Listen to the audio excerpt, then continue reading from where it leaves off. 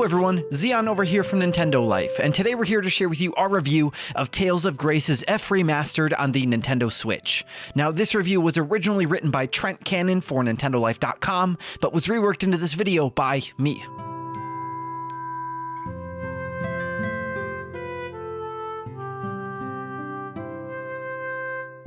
The Tales series is one of those JRPGs that can easily fly under the radar. These games typically don't get the same amount of hype as Final Fantasy or Persona, but Bandai Namco have been consistently putting out solid Tales titles for 30 years now. Tales of Grace's F Remaster continues that tradition, bringing one of the best entries in the franchise to modern consoles.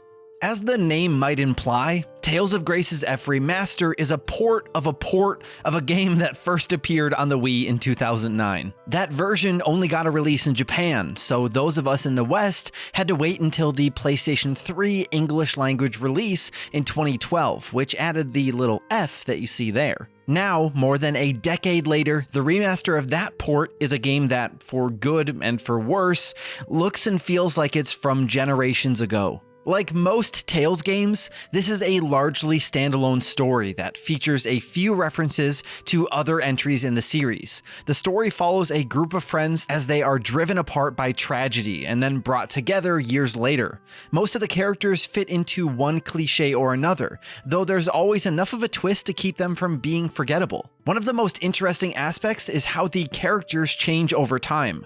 The first 3 hours or so take place when they are all children, and is followed by a 7-year time skip. The main character Asbel goes from the headstrong leader of his pack of friends to a sullen, serious knight in training who takes the weight of the world on his shoulders. His brother starts out timid and differential, only to become angry and bitter when we next see him.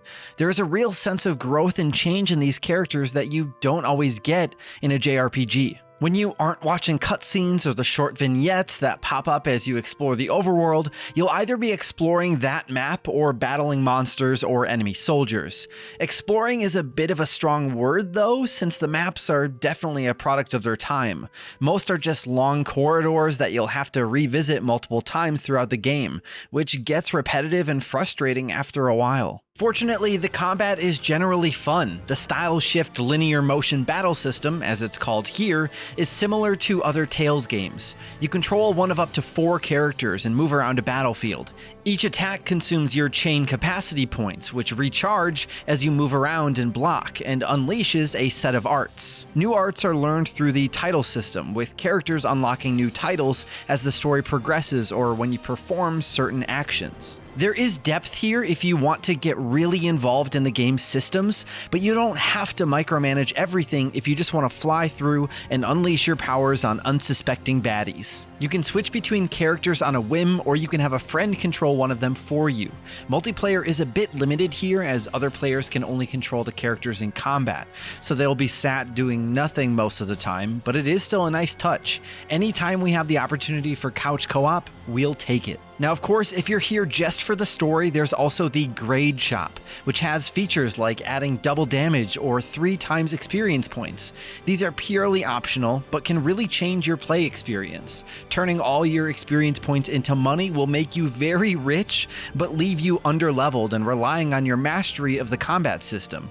We definitely recommend turning on the double movement speed outside of combat, though, just to cut back on the aforementioned backtracking. Everything else is just about customizing the game to your preferred experience. Visually, Tales of Grace's F Remastered feels somewhere between nostalgic and modern. The characters are well designed and memorable, and the upgraded graphics do the best they can with a game that is well over a decade old. However, the animations are clearly from a bygone era and feel stilted and stiff compared to what you might see in a modern JRPG.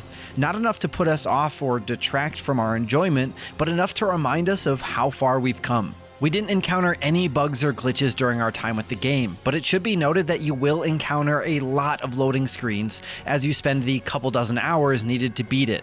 They tended to be short enough that they didn't slow us down too much, but added together, they took up a big chunk of our time. More than 15 years after it first released, the strength of Tales of Graces is still its characters. They are fun and change enough over time to give life to an otherwise standard fantasy setting. While the world won't do much for you if you're after an open world adventure, the combat still feels fresh and challenging all these years later. For JRPG fans, Tales of Graces F Remastered is a solid port of one of the best games in the Tales series.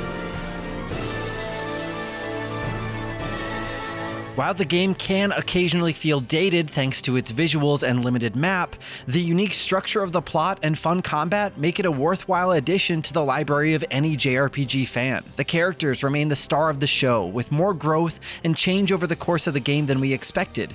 If the frequent but short load times don't get in your way, it'll be easy to sink dozens of hours into this adventure. We here at Nintendo Life give Tales of Graces F Remastered on the Nintendo Switch an 8 out of 10.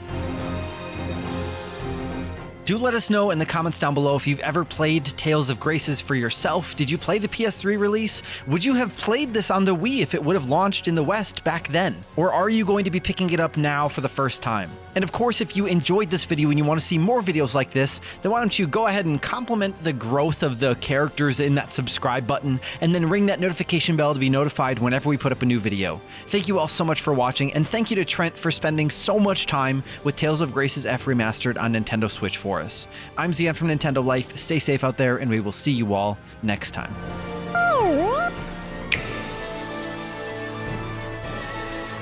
Ah, you are still here. That's very kind of you. Since you are, I hope you don't mind. I just want to throw some of my own thoughts about Tales of Graces F Remastered at you. So I grew up with this game. Well, I shouldn't say grew up. I picked it up on launch on PlayStation 3 and really enjoyed it back then. I didn't finish it. I probably only put about 10 hours into it. But I really, really agree with Trent here that the characters and their growth, the way that they change throughout the story is very unique. The game is constantly throwing little twists and turns at you and constantly making you wonder what's going to happen next. From what I remember, the combat feels a little different than something like Tales of Symphonia or Tales of Vesperia, which are the only other two Tales games that I believe I've played a good chunk of. And it did take me a while to get to grips with it. Heck, I still feel like I'm trying to understand things even now, about 10 hours into the game again myself. But it's really cool how you can dodge attacks and parry them and then unleash a massive string of attacks on an enemy or a boss. One area, though, that's disappointing me quite a bit is the music, and that's just because of the samples, really, that are used. It makes the music feel a lot older than it actually is. The composer for this game, Motoi Sakuruba, has worked on a lot of really cool stuff over the years, including Star Ocean, Golden Sun, Dark Souls, but for me, there just weren't any tracks that really stood out in this game. But the music alone isn't going to stop me from finishing this game this time around. I'm hoping to stick with it. Or maybe I'll just go back to Tales of Vesperia or Symphonia.